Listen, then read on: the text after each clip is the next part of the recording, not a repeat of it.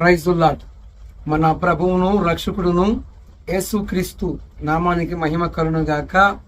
ఈ రీతిగా మీ ముందుకు రావటానికి కారణం ఏమిటంటే, నాడు మరి మీకు నా హృదయపూర్వక వందనాలు తెలియజేస్తున్నాను. అంత మాత్రమే కాక మీ కుటుంబాలకి సమాధానము, శాంతి ప్రభువుని యేసుక్రీస్తు నామములో అనుగ్రహింపబడును గాక. ఇక టైం తక్కువగా ఉంది. వర్తమానములోకి ఈ ఆదివారం రోజున ఆయా ప్రాంతాల నుంచి, ఆయా రాష్ట్రాల నుంచి, ఆయా దేశాల నుంచి మరి ఈ రీతిగా నాతో కలిసి ప్రభునామాన్ని మహింపరుస్తున్న విధానాన్ని బట్టి నేను ఎంతగానో ఆ భగవంతుని స్తుతిస్తున్నాను. యేసు నామానికి మహిమను ఆరోపిస్తున్నాను. స్తుతియు మహిమయు ఘనతయు ఆయనకి కలుగునుగాక. ఆమేన్. మనుషుల యొక్క సైకాలజీ మనం చూసుకున్నట్లయితే ఈరోజు అంశం ఏంటంటే, మనుషుల యొక్క సైకాలజీ, మనుషులు మైండ్ సెట్. మేలు చేసిన తర్వాత ఆ మేలు మర్చిపోవుట. ఇది కుటుంబంలో కావచ్చు, రథ సౌందర్యుల మధ్య కావచ్చు, కడుపును పుట్టిన వారి మధ్య కావచ్చు, స్నేహితురాల మధ్య కావచ్చు, అన్నదమ్ములు, అక్క చెల్లెళ్ళు మరి వాళ్ళ మధ్య కావచ్చు, తల్లిదండ్రి మధ్య కావచ్చు. ఈ యొక్క అభిప్రాయాలు, ఇలాంటి మనస్పర్ధలు ఎంతవరకు ఎందరిలో ఉంటున్నాయి అంటే, ఈ భూమి మీద మానవులు అని పిలువబడుతున్న అందరిలో ఈ యొక్క భావాలు ఉంటున్నాయి. ఎటు చూసిన స్వార్థం, ఎటు చూసిన కరువు, కీటకాల చేత రకరకాలుగా చిత్ర హింసల పాలవుతున్న మానవుడు అనేక రకాలుగా మరి ప్రలోభించి స్వార్థం, చేయదగ్గ సహాయం చేయకపోగా వెనకమారలే గోతులు తీసేవాళ్ళు ఎంతోమంది మనం చూస్తున్నాం. కడుపును పుట్టిన రక్త సంబంధికులు కానుంచి, తోడబుట్టిన అన్నదమ్ములు కానుంచి మనుషులలో ఇలాంటి కార్యాలు, స్వార్థాలు ఎందుకు ఇలాగ కాటానికి కారణం ఏమిటి అంటే, మత్తయి సువార్త 24వ అధ్యాయము 12వ వచనములో అక్రమము విస్తరించిన చేత అనేకుల ప్రేమ చల్లారిపోవును అని రాయబడి ఉంది. అంటే మొదటిగా అందరిలో అక్రమము అనేది నీతికి తావు లేకుండా అయిపోయిన రోజుల్లో మనం ఉంటున్నాం. అయితే నీతి ఆలస్యంగా వచ్చినా, అబద్ధం ముందే వచ్చినా కానీ జయించేది ఎప్పుడు అంటే నీతే. ఎప్పుడు కూడా జయము నీతిదే, స్వార్థానిది కాదు, అబద్ధం ఆడువారిది కాదు, మోసం చేసేవారిది కాదు, చేసిన మేలు మర్చిపోయి కృతజ్ఞత హీనుల్లాగా వ్యవహారం చేసేవారిది కాదు. ఏ మనుషుడైతే చేసిన మేలు మరవకుండా కృతజ్ఞత కలిగి ఉంటారో వారు అన్ని విధాలుగా వర్ధిల్లుతారు. అంత మాత్రమే గాక, ఒకప్పుడు నువ్వు కటిక దరిద్రుడు అయితే ఈ రోజున నీవు అనేకులకి సహాయం చేసేటట్టు ప్రభువుని యేసుక్రీస్తు రక్తములో గనక నువ్వు గడగబడినట్లయితే ప్రభువు వారు నీకు తోడే ఉండి ఒకప్పుడు నీ యొక్క జీవితాన్ని, ఆ దరిద్రత జీవితాన్ని తొలగించి సమాధానం అనే బంధము చేతను, ఆత్మ కలిగించు ఐక్యత చేతను మీ కుటుంబాలు వర్ధిల్లుతూ ఉంటే, మిమ్మల్ని ఏ నోళ్ళైతే దూషించాయో, ఏ నోళ్ళైతే నవ్వాయో, ఏ నోళ్ళైతే రకరకాలుగా మాట్లాడాయో అదే నోళ్ళ ఎదుట మిమ్మల్ని ఘనపరిచే గడియలు ఆసన్నమయ్యాయని గుర్తుపెట్టుకోవాలి. ఈ ఆదివారం రోజున ముఖ్యంగా కొన్ని మాటలు మనం నేర్చుకోవాలి, తెలుసుకుందాం. ఎలాగ ఉంటే దేవుని యొక్క ఆశీర్వాదంతో పాటు ఆయన కనికరం ఉంటుంది. మనం కొద్దిగా బైబిల్ గ్రంథంలో ఉన్న మాటలు మనం వివరంగా తెలుసుకున్నట్లయితే చూద్దాం.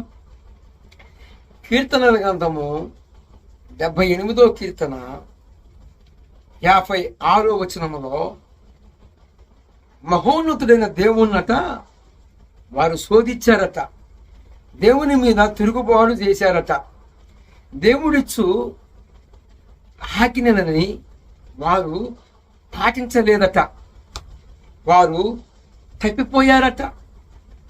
ఎలాగ తప్పిపోయారు? ఏ కారణాన్ని బట్టి?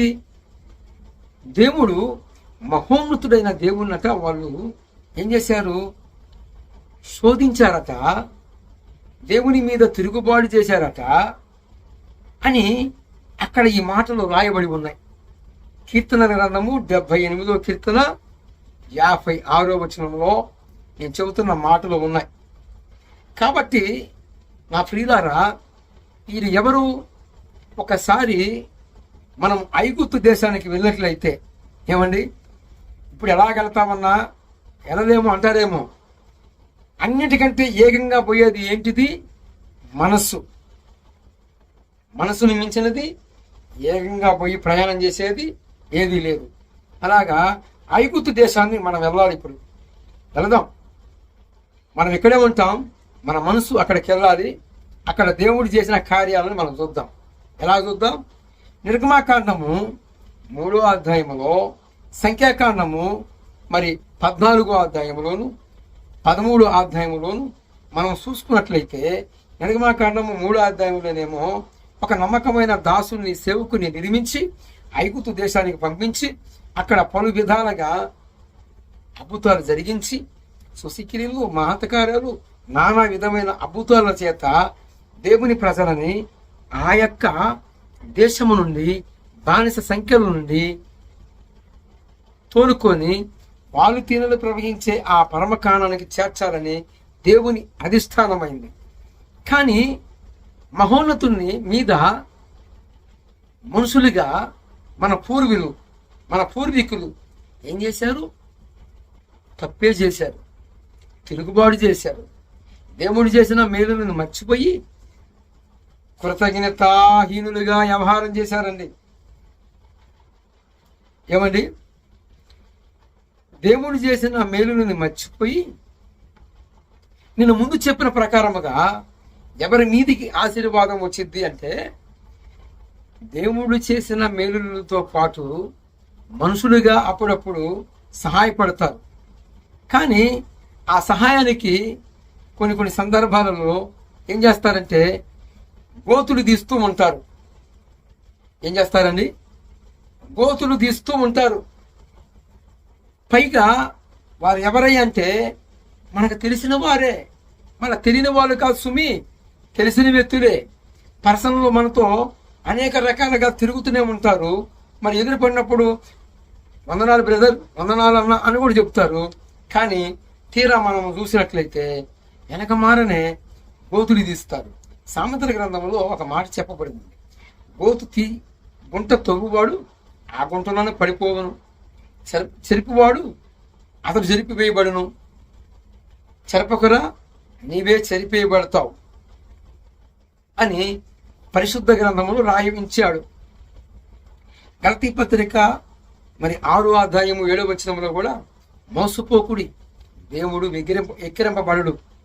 మనుషుడా, నీవేదిస్తావో ఆ పంటనే కోస్తావు. ఇవన్నీ కూడా మన కోసమే దేవుడు ఏం చేశాడు అంటే పొందుపరిచి ఉంచాడు. మానవుని యొక్క సైకాలజీ ఈరోజు మనం చూసుకున్నట్లయితే, ఆదిలో ఆదాము నుండి అవ్వ దగ్గర నుండి మనుషులు తిరుగుబాటు తత్వం ఎప్పటి నుంచి మొదలైంది అంటే, ప్రథముగా ఆదిలో ఆదాము అవ్వ దేవుడు వద్దు అన్న ఆ యొక్క ఫలాన్ని భుజించి ఆజ్ఞను ధిక్కరించి దేవుని మీద తిరుగుబాటు చేశారు. తర్వాత కాలక్రమంలో ఐగుప్తు దేశానికి బానిసలుగా పోయారు. వారి ఐగుప్తు దేశంలో సంస్థానమందు 400 సంవత్సరాలు బానిస బతుకులు అనుభవించారు. అది చూసిన దేవుడు, నా బిడ్డలు ఇలాగా బానిస బతుకుతున్నారని చెప్పి వారిని విడిపించడానికి ఒక నమ్మకమైన పాత్రని ఆ యొక్క ఇశ్రాయేలు ప్రజల్లో నుంచి ఏర్పాటు చేసి, నమ్మకమైన ఆ పాత్ర మోషే పంపించి అక్కడ 14-13 రకాలైన కార్యాలు జరిగించి వారిని ఆ ప్రాంతం నుంచి తీసుకొని వస్తే, మార్గములో వీరేం చేశారు? చేసినవన్నీ కూడా మర్చిపోయి కృతజ్ఞతా వీనులైపోయి దేవుడు చేసిన కార్యాలన్నింటిని పక్కన పెట్టి, ప్రియులారా, ప్రేమైన దేవుని బిడ్డలారా, మీరు ఎలాగ ఉన్నారో, చేసిన మీరు మర్చిపోయే వారులాగా ఉన్నారేమో చూసుకోండి. ఫస్ట్ దేవుని వెడల భయభక్తులు కలిగి ఉంటే మీరు మనుషుల వెడల కూడా భయభక్తులు కలిగి ఉంటారు. దేవుని వెడల భయభక్తులు అనేది లేకపోతే మీ పరిస్థితి ఎలాగ ఉంటుందంటే మీరు కృతజ్ఞతాహీనులైపోతారు. ఈ ఆదివారం రోజున ఎవరికి వారు పరిశీలించుకోవాలి. మీరు ఇతరులకి ఎలాగ ఏ విషయాలలో సహాయం చేయబడ్డారో, మీరు ఎలాగ లబ్ధి పొందారో మీరు కూడా అనేకులకి సహాయం చేయాలి. మీ శాతనంత వరకు దేవుని ప్రేమ పంచాలి. మీకు ఉన్నదాన్నే, కలిగిన దాంట్లోనే కొంచెము ప్రేమ, ఒకరి సన్నీళ్ళు, ఏమండి, ఒకరి సన్నీళ్ళు ఇచ్చినా కృతజ్ఞత ఉన్నవాడు ఆ సన్నీళ్ళు దాగి తృప్తిపడి మిమ్మల్ని దీవించి వెళ్ళిపోతాడు. కొందరు ఇళ్ళకి వెళ్ళినప్పుడు కనీసము అంటే వెళ్ళినప్పుడు క్రైస్తవుల ప్రేమ కనపడదండి. అన్ని ప్రేమల కల్లా, లోకములో ఉన్న ప్రేమల కల్లా క్రైస్తవములో దేవుని ప్రేమ చాలా మహోన్నతమైనది. వారు వెరగకనే దేవదూతలకి ఆతిథ్యం ఇచ్చారట. ఏమిచ్చారండి? ఆతిథ్యం. ఈ ఆతిథ్యము ఎవరికి ఇచ్చారు? ఇంటికి వచ్చిన వారికి కలిగిన దాన్ని ఇచ్చినప్పుడు వారు వెరగరు, వారికి తెలియదు. ఎబ్రీ పత్రిక సాక్ష్యం ఇచ్చింది.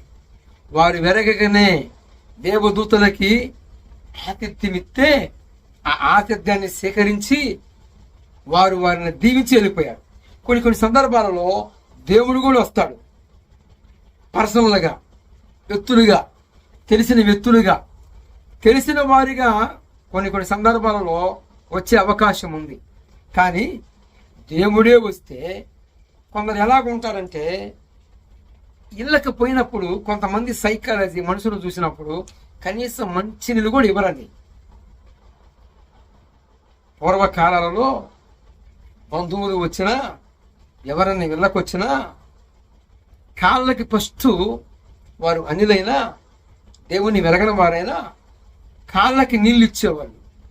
మరి నీకు ఎప్పుడు తెలుసు, ఎలాగ తెలుసు అంటే చరిత్ర చదివినప్పుడు మనకి అర్థమవుతుంది. మన భారతదేశ సాంప్రదాయం యొక్క చరిత్ర చదివినప్పుడు మనకి సున్నంగా అర్థమవుతుంది.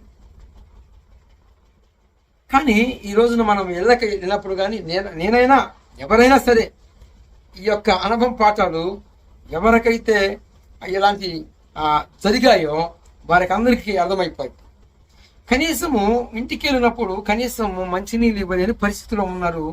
ఎవరు? దేవుని నమ్ముకున్న ప్రజలే. వీరెవరు? దినానికి ముమ్మారు ప్రార్థిస్తారు అంటారు, అనేక రకాలుగా దేవుణ్ణి గణపరుస్తామంటారు. కానీ వ్యక్తులు గృహాలకి వచ్చినప్పుడు కనీసం మంచినీళ్ళు కూడా ఇవ్వలేని పరిస్థితులు. అయితే మంచినీళ్ళు పక్కన పెడితే వీరేం చేశారు? దేవుని మీద తిరుగుబాటు చేశారు. దేవుని మీద ఏం చేశారు? తిరుగుబడ్డారు, మహోన్నతుల్ని శోధించారు. మరి ఈ ఆదివారం మీద మీ జీవితాలు ఎలాగున్నాయో, మీ పరిస్థితులు ఎలాగున్నాయో ఒక్కసారి తలపోసుకున్నట్లయితే కృతజ్ఞతాహీనులుగా ఉన్నారా? కృతజ్ఞతాహీనులుగా ఉండకుండా కృతజ్ఞత మనస్తత్వం కలిగి యేసు ప్రభు వారి ప్రేమని ప్రచురులు చేస్తున్నారా? దేవుని నామాన్ని ఊరేగిస్తున్నారా? అలాగైతే మీరు ధన్యులు. అలా కాకుండా కృతజ్ఞతాహీనులుగా ఉన్నట్లయితే ఈ ఆదివారం సరిచేయబడతారని పరిశుద్ధాత్మ దేవుడు ఈ రీతిగా మాట్లాడమన్నాడు. మీరు ఎలాగ ఉన్నారో మీ మనస్సాక్షి తెలుసు. రేపు దినాన మనస్సాక్షిని బట్టి తీర్పు ఉంటుంది. అది న్యాయపీఠ తీర్పు. అంటే నరకానికి తోసేసేది కాదండి, నరకానికి తోసేసేది కాదు. ఇది న్యాయపీఠమైన తీర్పు. 2 కొరింథీ పత్రిక 5వ అధ్యాయము 10వ వచనములో రాయబడి ఉంది. ఇది న్యాయపీఠ తీర్పు. కాబట్టి ఈ కృతజ్ఞత కలిగిన వారు వర్ధిల్లతం కూడా కష్టమే. ఎంత చేసినా ఒక రంధ్రం పడిన సంచులు ఎలాగైతే వేస్తే ఉండవో, వారు ఎంత కష్టపడ్డా, వారి తల్లి పిల్లలు కానీ అనేక రకాలుగా కష్టపడి చెమటోడ్చిన మరి వారు అప్పుల్లోనే తేలుతూ ఉంటారు. ఎందుకు? ఫస్ట్ వారి యొక్క మనసు దేవుని నుండి వైదొలిగిపోయారు, దేవుణ్ణి శోధించారు, దేవుని మాట మీద భయము లేదు. యోతువును బట్టి మహోన్నతుడు వారిని చెయ్యి వదిలిపెట్టాడు. వారి పరిస్థితి కటిక దరిద్రతలో ఎలపోస్తూ ఉన్నారు. మరి ఆశీర్వాదం ఉంటే దేవుడు ఉన్నట్లేనా? ఏమండి, లోకమిచ్చే ఆశీర్వాదం కాదండి, లోకానికి వేరే బ్రతికే ఆశీర్వాదం ఉంది. అది ప్రశాంతతమైన జీవితము. ఒకరోజు ఒక వ్యక్తి నిద్రపోవటానికి 12 గంటలు నిద్రపోవటానికి నిద్ర టాబ్లెట్లు వేసుకొని నిద్రపోయే పరిస్థితి. ఈ రోజున నీకు నాకు ఆ పరిస్థితి లేదు. ఎందుకంటే మన కోసము, మన పాప నిమిత్తము ప్రభువైన యేసుక్రీస్తు పాపానికి ఆయనే మందుగా మార్చబడ్డాడు. అంత మాత్రమే కాక ధర్మశాస్త్రానికి మన పక్షమున ఆయన ప్రాణం పెట్టాడు. ఆయన రక్తమును సిందించి మనకి కృప అనే ఒక టైటిల్ ఇచ్చి కృపలో మనము వర్ధిల్లినట్లుగా మనల్ని ఆయన తన యొక్క గుడారము ద్వారాగా, ఆయన కవిగిలి ద్వారాగా మనల్ని కప్పివేశాడు.